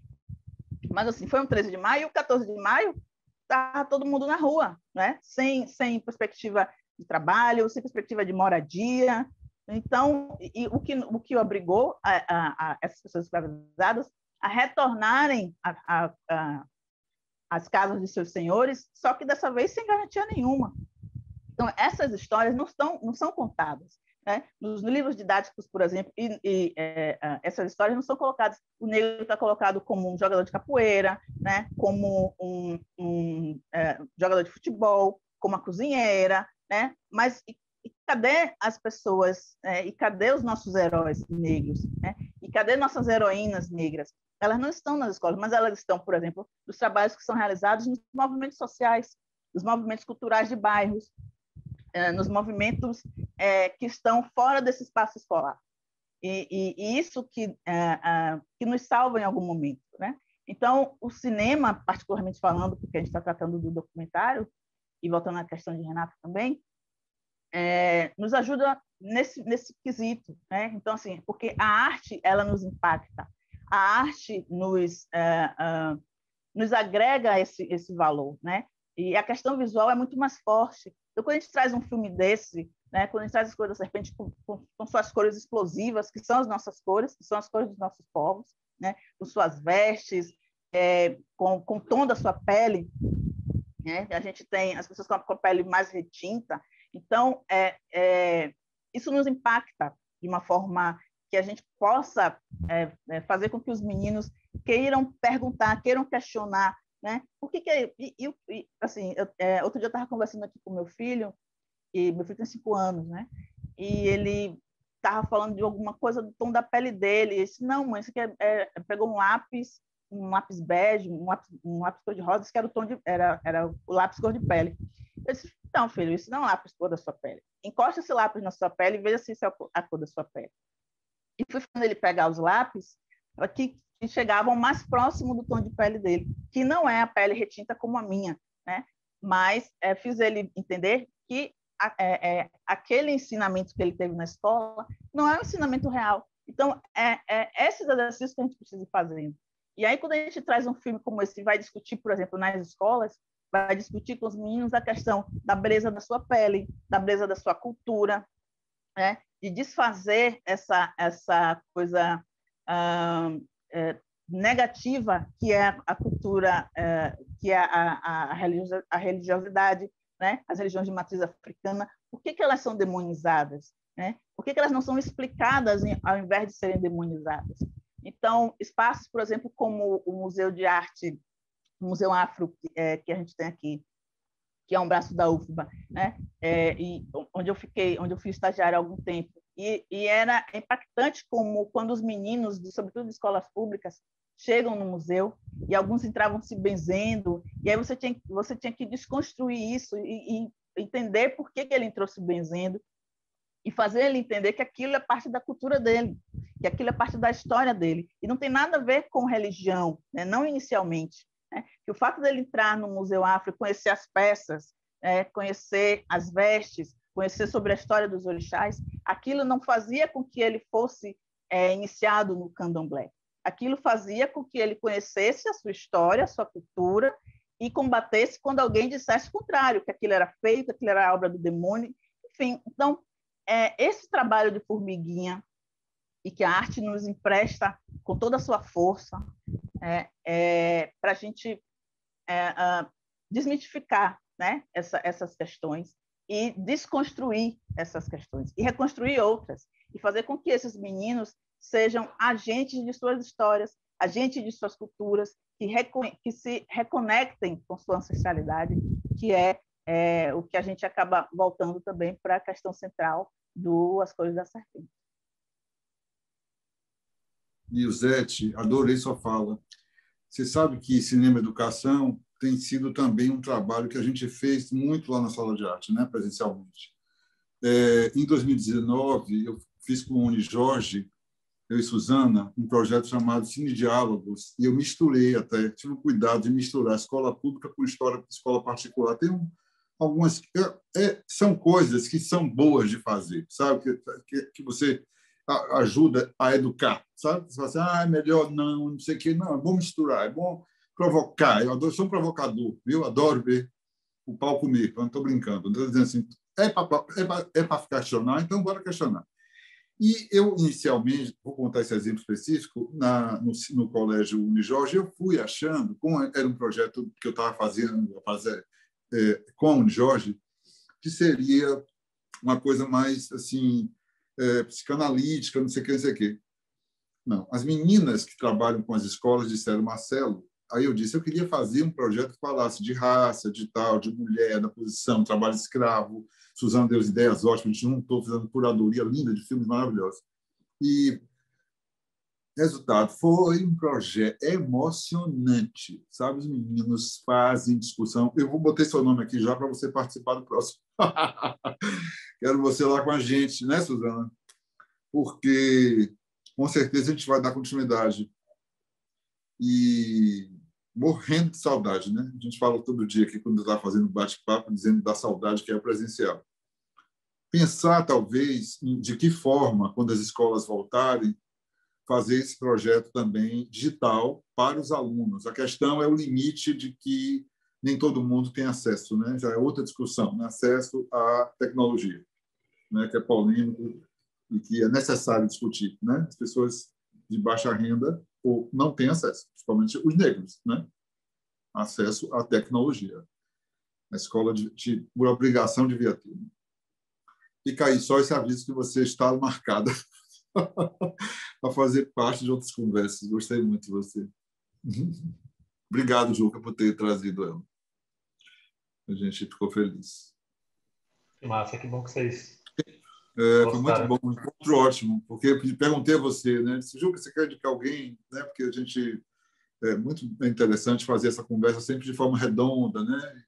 Você já tinha um trilho, né? Trilhado com o filme, então você é muito bacana, muito feliz. Tem mais alguém? Juca quer falar agora. Juca quer falar agora, depois eu... Tá bom, desculpa. Não ia falar não. Eu só estava agradecendo aqui o Marcelo e agradeço aqui a Raia mais uma vez por aceitar aqui. Juca, como é que está hoje lá a Serra e esse trabalho? Os grafites. E o que isso teve de impacto? Como estão esses grafiteiros?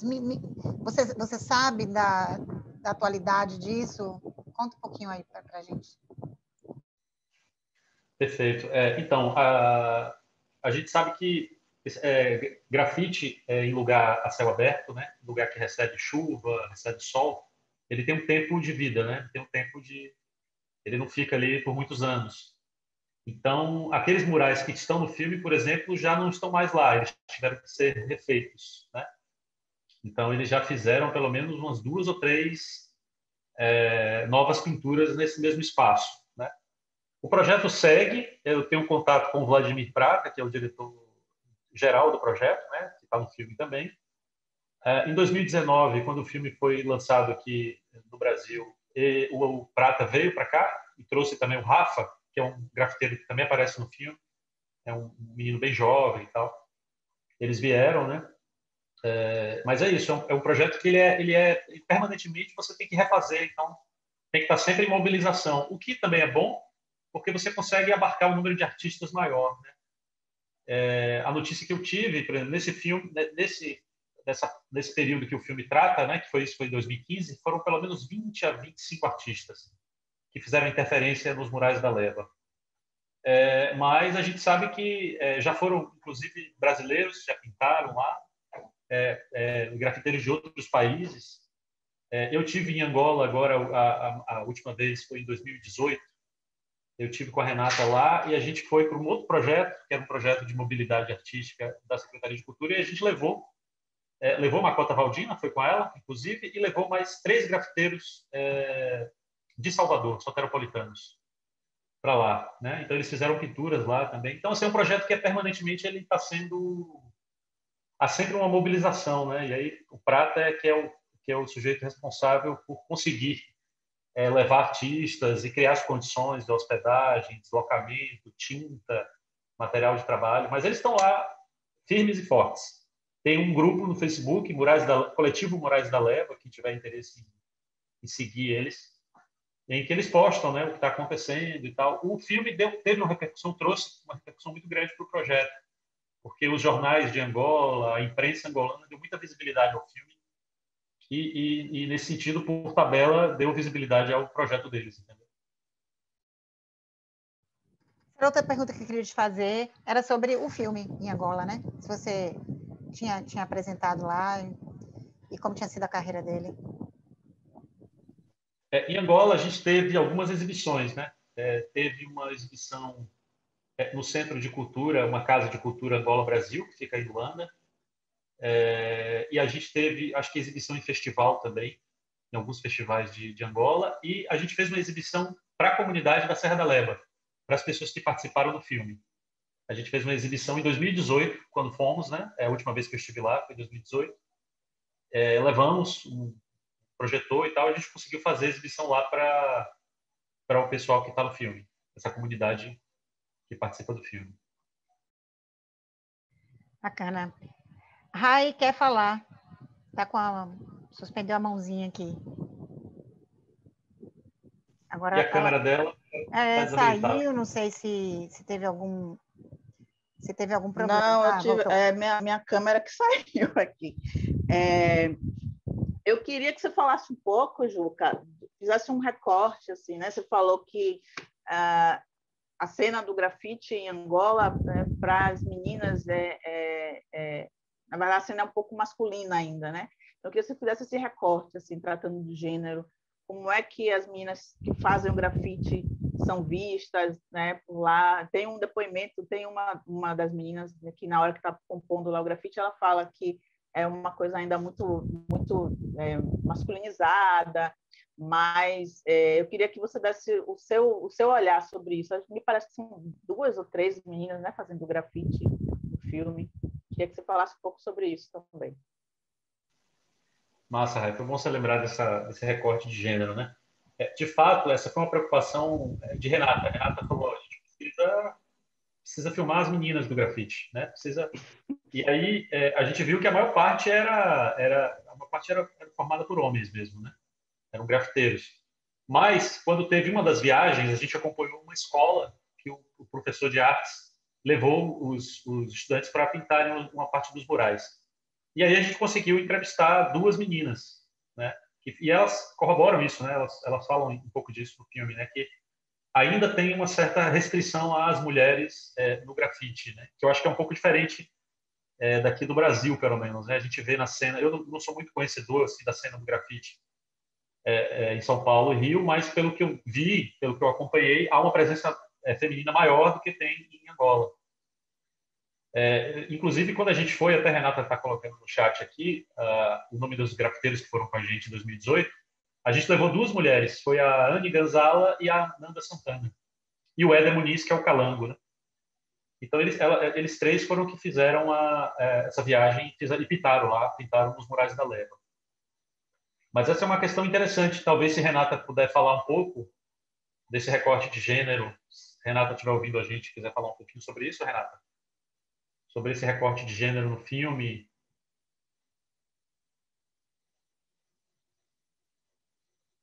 Acho que ela não está ouvindo a gente, né? Eu acho que ela não está podendo falar, eu acho, porque ela tem escrito, né? Mas a câmera está ruim. A câmera está ruim.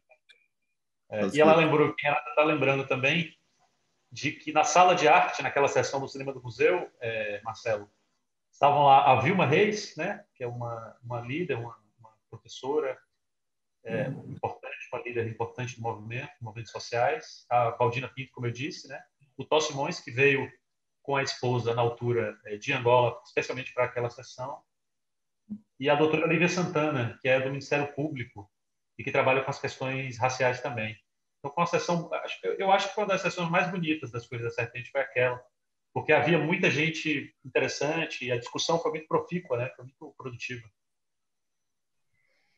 Ana Velame fala aqui que teve a oportunidade de assistir ao vídeo com a Macota Valdina. Muito lindo. Onde esse vídeo está disponível? Conheço algumas pessoas interessadas que desejam ver. Perfeito, Ana. É interessante sua pergunta.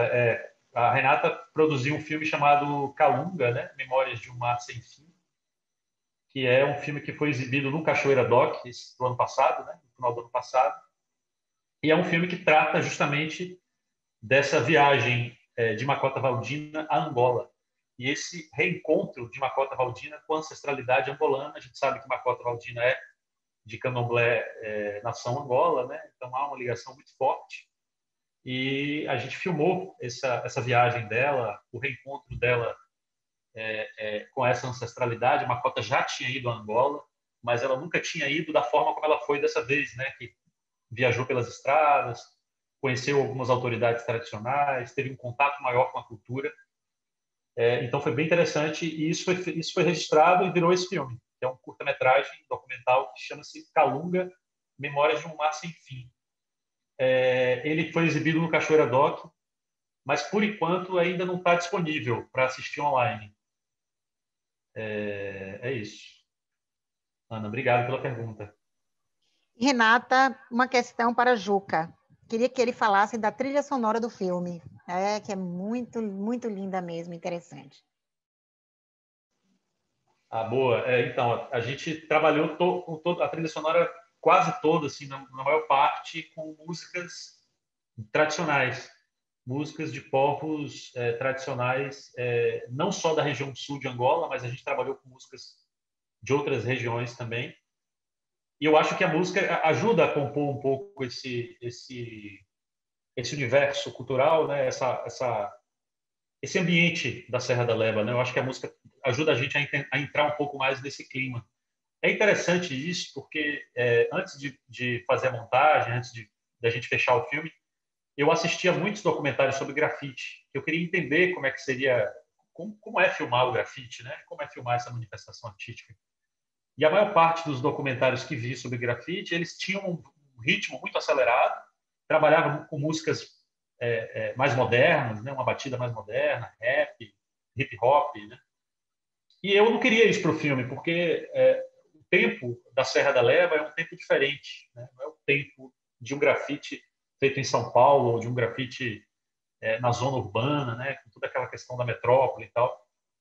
E a gente achou que o filme deveria ter um ritmo mais próximo, que foi o ritmo dessa produção lá na Serra da Leva, né? A gente passava um dia pintando, era o dia todo filmando. A gente chegava de manhã cedo, só saía de noite. E eu queria que o filme tivesse esse ritmo. Então, essas músicas tradicionais que a gente conseguiu colocar no filme nos dá essa possibilidade de entrar um pouco nesse clima da Serra da Leva, né? E daquelas comunidades ali que vivem no entorno. Bom, aí Rai fala aqui, né, que a trilha é lindíssima. Não sei se tem alguém que queira fazer ainda algum comentário ou alguma pergunta. Marcelo, o Rai, o próprio Juca queiram falar mais aí alguma coisa sobre o filme, ou sobre mesmo até essa produção do filme.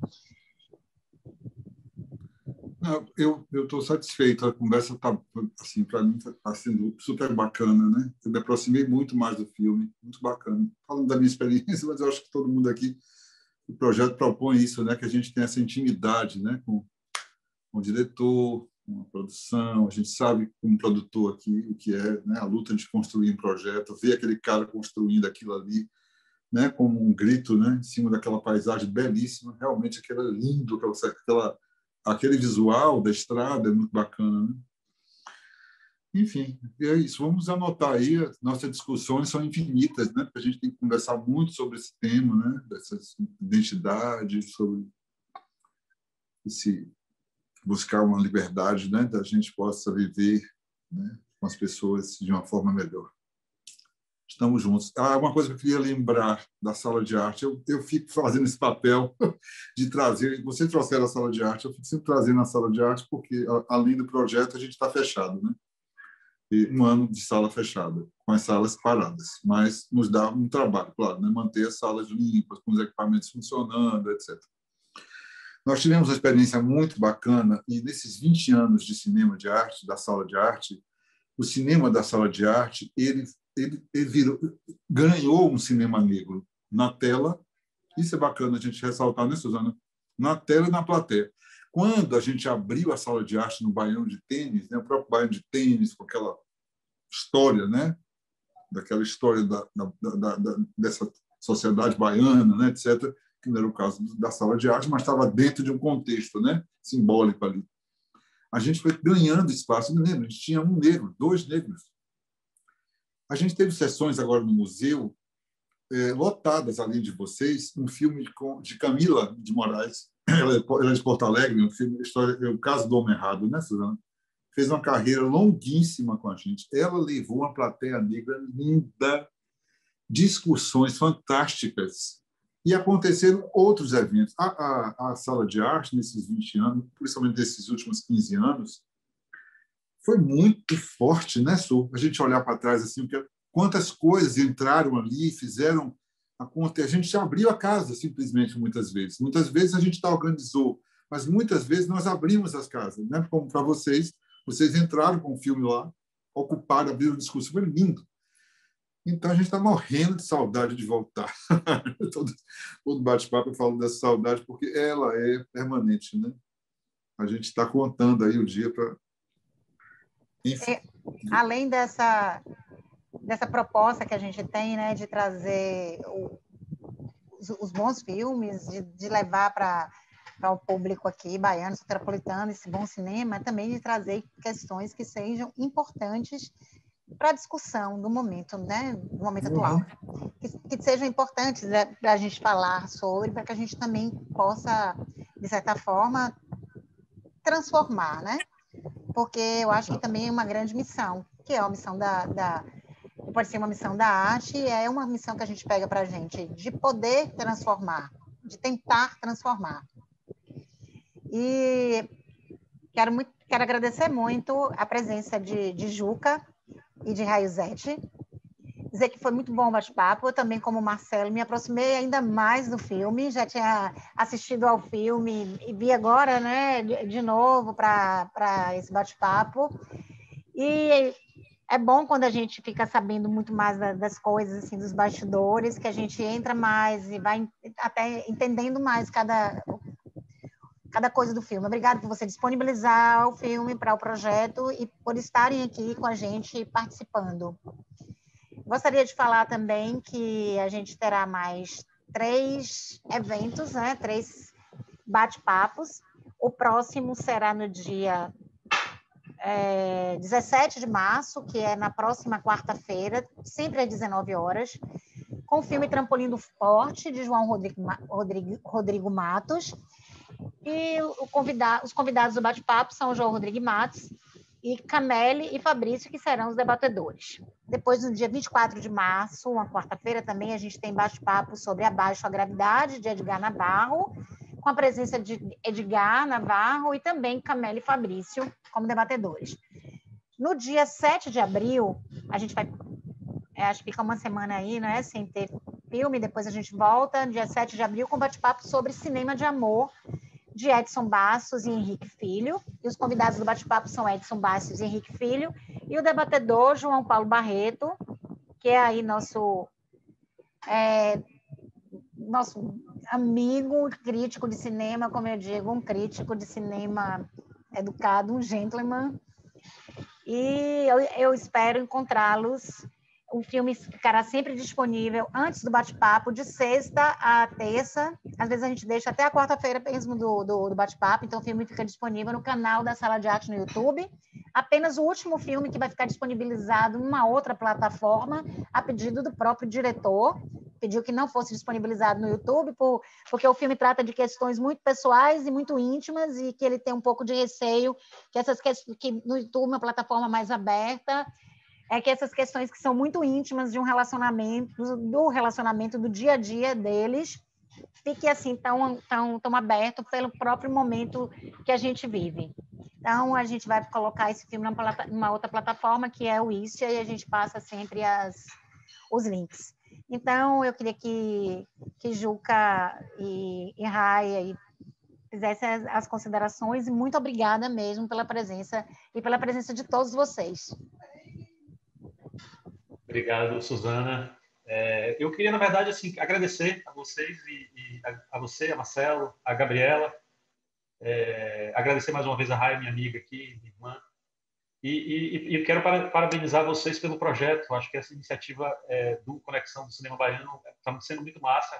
Acho que é importante a gente ver os nossos filmes e falar sobre os nossos filmes, da nossa própria produção, né?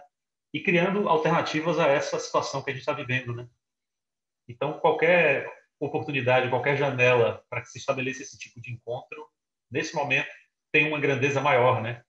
Que a gente está vivendo dias difíceis, né?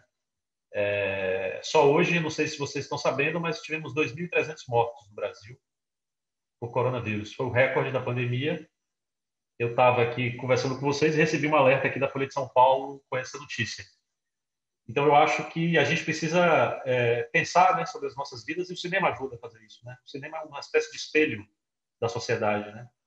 E nesse espelho a gente vê coisa boa e vê coisa ruim também, né? Então, mas é importante ver para poder conseguir, de maneira crítica, enfrentar tudo isso. Então, queria agradecer vocês, todo mundo que ficou aqui até o final. Obrigado, Marcelo. Obrigado, Suzana. Obrigado, Rai. Beijo grande para vocês. Bom, eu mais uma vez quero agradecer Juca pelo convite. É sempre bom e sempre uma responsabilidade falar da obra dos amigos, né? E sobretudo quando essa obra nos toca de maneira especial. Então, falar também, Marcelo, quando você enche uma sala de pessoas interessadas no cinema negro, ou feito por pessoas negras, ou que retrate o nosso cotidiano, a gente consome, né? A gente consome muito. A gente consome quando nós temos oportunidade, né? Porque, no geral, em via de regra, a gente está se ocupando de sobreviver. Então, mas sempre que a gente tem a oportunidade de ler um bom livro, quando Suzana falou de uma questão de cor, eu estou com ele ali já na metade, já tinha lido em alguma medida, mas enfim, né, as questões cotidianas nos atropelam. A gente lê um livro sobre nossas histórias, sobre nossa sociedade, quando a gente tem a oportunidade de conversar com a Makota Waldina e nos reconectar, não só com a questão da ancestralidade, mas com a questão de ouvir os mais velhos, uma coisa que acabou se perdendo, e que é uma questão muito forte dos povos em África, né? Trazido, inclusive, esse costume, ele tem muito dos povos em África, de respeitar os mais velhos, uma questão que a gente acabou perdendo aqui, né? Uma situação que a gente acabou perdendo de ser tratada no cotidiano. Então, quando a gente tem acesso, a gente consome. E quando a gente começa a repensar e rever essas questões, e reescrever essas questões do nosso ponto de vista, porque toda a nossa literatura ela é vista do ponto, na visão, na lente do europeu, né? Por muito tempo. E a gente começa a refazer esse trajeto, né? Você tem alguns projetos como como os volumes da ONU, que são os volumes, as enciclopédias, eu esqueci agora o nome, mas são 8 livros que falam de África, do ponto de vista da cultura, da educação, da economia, escrito por autores africanos, né? Então, é um outro ponto de vista. E isso chega às escolas, né? Isso chega às escolas, mas está parado nas bibliotecas. Então, a gente precisa fazer movimentar isso. Então, a gente consome arte, a gente faz arte, né? A gente consome produto, a gente consome a gente consome cozinha, a gente consome panela, a gente consome, né? A gente consome. Então, é importante que a arte nos dê essa visibilidade também, né? Que a gente se reconheça e se veja refletido na arte. Então, momentos como esse aqui, hoje eu estou super feliz, porque além de tratar de um filme de um amigo, né, do trabalho de um amigo, um trabalho belíssimo, essa discussão que para mim é muito cara, né? É uma discussão que, como disse Suzana, deveria ser cara a todos nós, né? Não somente por essa questão dessa dívida histórica, né? Mas também por desfazer esse lugar onde nos jogaram nesse tempo. Então, a gente precisa surgir dessas cinzas, né? A gente precisa fazer como a Sankofa, que é aquele animal mitológico que olha para frente, mas está com um olhar também lá no passado. Isso é importante. Então, conhecer essa mitologia, conhecer nossas histórias, conhecer nossa cultura, estar nos centros de arte, estar nos cinemas, estar nos livros, né? Estar nas revistas, isso nos é importante. E a gente está conseguindo entrar nesses espaços, a gente está conseguindo ocupar esses lugares, e cada vez mais, e cada vez chamando mais gente, né? E é assim que a gente vai trabalhando esses discursos e, como disse Suzana, refazendo esses pensamentos e fortalecendo esse movimento antirracista, porque é como eu coloquei, né? Não é só não ser racista, mas é necessário e urgente ser antirracista. Então, acho que essa obra de Juca ela vem muito nesse bojo, o conhecimento que ele teve, da experiência que ele teve em Angola. Eu conheço o Juca já há muito tempo, eu sei que foi transformador, ele voltou de Angola, uma outra pessoa, com uma outra visão das coisas, com uma outra postura, né? E isso, para mim, foi o mais incrível, porque nos atinge, né? Nos atinge. A realidade que ele viu lá nos atinge. E o que deveria acontecer aqui, a realidade que a gente vê aqui nos atinge. Então, quando o Juca trouxe agora os números da pandemia, a pandemia abriu um abismo, né? Ampliou uma diferença social que já era muito grande, já era muito impactante aqui no Brasil. E aí você tem um desgoverno desse completamente irresponsável, cujas causas sociais são nada para ele, e essas causas sociais nos atingem, né, diretamente, porque é isso, nós somos a maioria na pobreza, nós somos a maioria nas cadeias, e essas pessoas invisibilizadas nesse processo histórico precisam ter um outro olhar de outras pessoas, né? É importante o lugar de fala, obviamente é importante, mas é importante a gente agregar essas pessoas que cumprem e que entendam as suas responsabilidades no que diz respeito a essa dívida histórica, no que diz respeito a essa reconstrução social. É isso. Muito obrigada também, mais uma vez, e estamos juntos aí, sempre que vocês precisarem, sempre que vocês chamarem.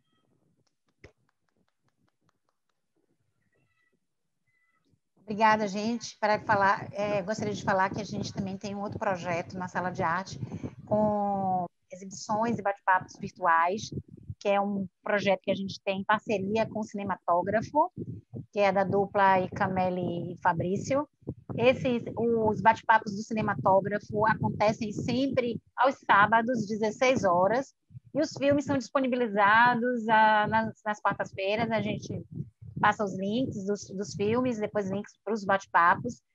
Sempre a gente tem tido bate-papos assim, bastante profundos e muito interessantes. Eu acho que todo mundo tem crescido muito, se transformado muito com a participação no cinematógrafo, e tem sido, como você diz, Juca, nesse momento tão assim, tem sido até muito salvador para várias pessoas, sabe? Porque é um momento que a gente tá perto, de certa forma, convive, troca, né? Porque um momento assim, de estarmos todos muito, muito separados, cada um no seu cantinho, então pelo menos a gente está aqui, cada um no seu quadradinho, mas de certa forma a gente está interagindo.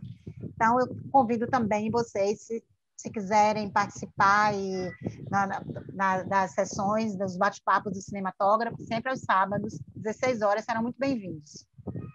E muito obrigada, boa noite a todos, espero encontrá-los aqui na próxima quarta-feira.